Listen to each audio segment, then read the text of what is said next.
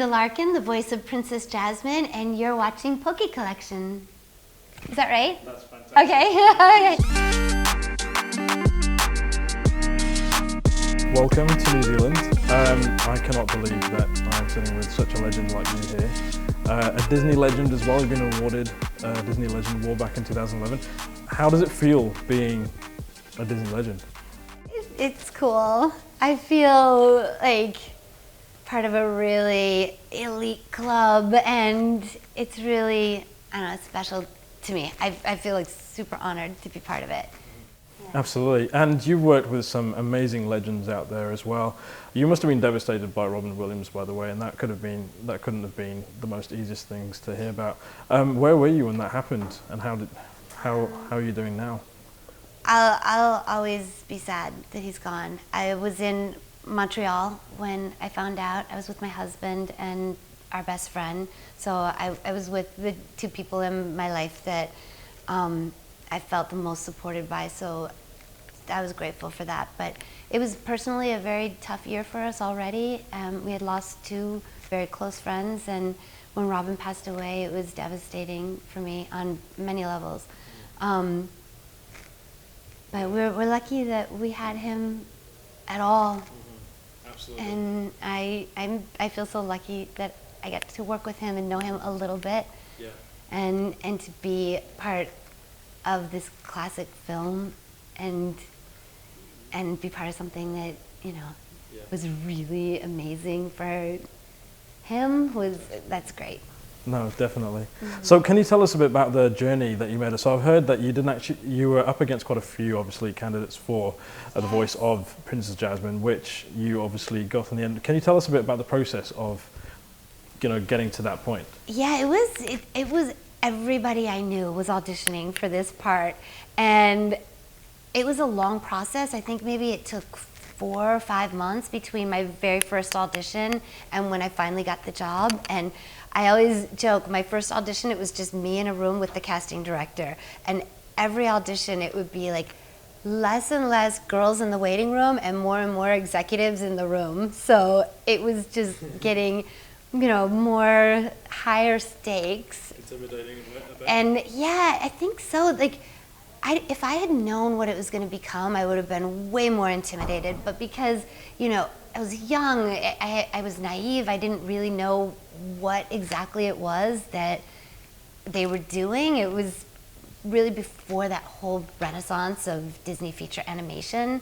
So I think it was good I didn't know more, because I might have messed it up. Yeah, absolutely. Well, you definitely did not, I can tell you that. It was 92 when the film came out, I believe. I still remember, I'm not sure if you actually did the audiobooks for them, but we had back in the day, I remember my parents giving me this Aladdin book, and then you put a cassette tape in. That was and me. That was you? Yeah, that was me. Okay, see, whenever that for she's me, talking, it's always me. that for me was one of, like, I used to listen and read at the same time. I was only about 4 when that came out, and the movie came out as well. So that for me was just an amazing moment. Yeah, absolutely. So in terms of, we know you would cast for the dialogue of the film and not the singing. Some people can get that mixed up. Yeah. How did you feel when you saw both of them intertwined in the film? Well, what did you think? I felt great, because that's such a beautiful performance. That song is incredible, and Brad and Leia sing it beautifully. And it was, you know, there was no song for Jasmine when I first got the job, or I would have never auditioned for it. I wasn't a singer. So it's so interesting. I think, like, what's meant to be for you is for you. That they would then later add a song, and because they were already using a different singing voice for Aladdin, it wasn't such a huge leap for them to use a different singing voice for Jasmine. And they cast that to match my voice, and I think it's seamless. When I hear it, I have the line going into the song and the line coming out of the song, and I'm like, you can't tell. It's different voices. Well, I wouldn't have noticed the difference until I sort of read up on it, and I thought, what? Because I remember when I saw they reunited. I think, was it early this year, or? Yeah, we did it. It was about a year ago. Yeah. We had a reunion, and Leia and I got to see each other. That was incredible. That was absolutely incredible. So cool, wasn't it? So my sister Alina, who's in the room as well. That's your sister. That's my sister, yeah. So she's a bit of a princess herself. Yes, and she is. As she was planning to cosplay as Princess Jasmine a long time before you were announced. So when you were announced, it was complete. She sort of had a bit of a meltdown. I think you may have witnessed something recently as well. How do you feel when you see Princess Jasmine's everywhere or cosplaying as your character? I love it. It makes me so happy because it's just really great to see how much people love that character. I love it when I see Princess Jasmine on a backpack.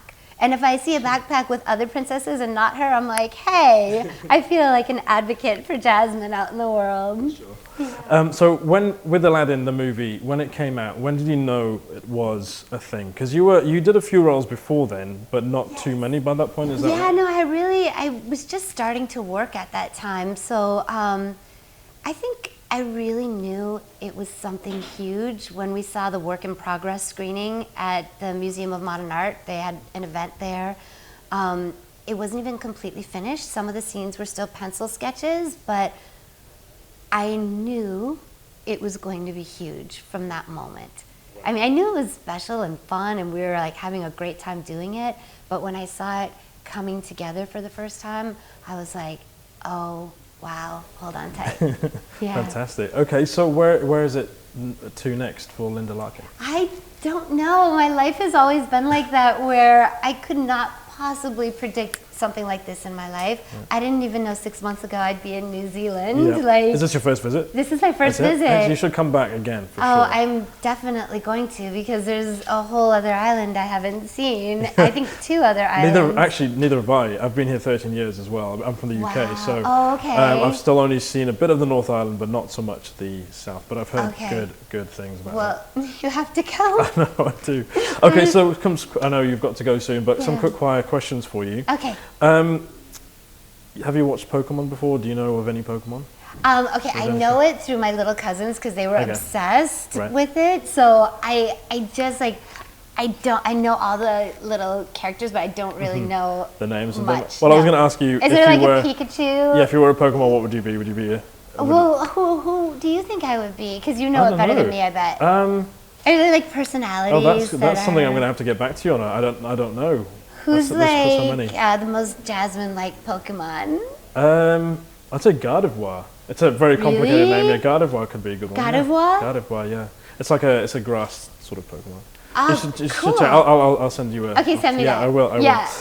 Okay, cool. So what's your typical Sunday dinner? Oh wow, usually Chinese food. Okay, that sounds good. Yeah, in New York, that's like a really standard Sunday night dinner. Right. Yeah, okay. and it takes a while. You got to order early. Okay, and your pet peeve? Oh gosh, I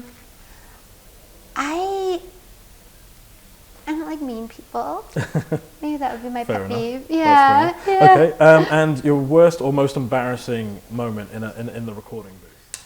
Oh, my worst moment, easy. I had a day where I thought they were recasting me, and they were considering recasting me at one point. Oh, and I had run into a friend of mine who was like, are you not still doing that part? And I was like, I'm recording tomorrow. And she's like, oh, because I just auditioned for it. And she wasn't being like unkind. She was just sharing this with me. And I called my agents and they were like, honey, we didn't want to tell you because you're recording tomorrow, but they are considering other people. And, you know, this happens. This is life in show business. Sure. But I went into the recording studio the next day and they just gave me like a little direction. You know, Linda, can you be a little louder? And I was like, I started crying. The directors were like, what's happening? I said, I know you're trying to replace me.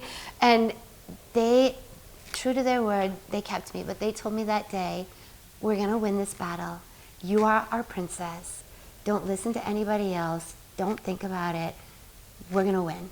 And they did. And you're Princess Jasmine. Yeah. And thank you so much for sitting down with us. Thank you. Appreciate your time. Have a safe trip back. Thank you to the so US. much. Please come back soon. Okay, and I would love to. I would love to have you back. And thank you for joining us at Armageddon Expo. Thank you so much. No problem. Nice to meet you. Thank you. You too. It's Jasmine and Jasmine saying hi. Wish you could be here with us. Tell her.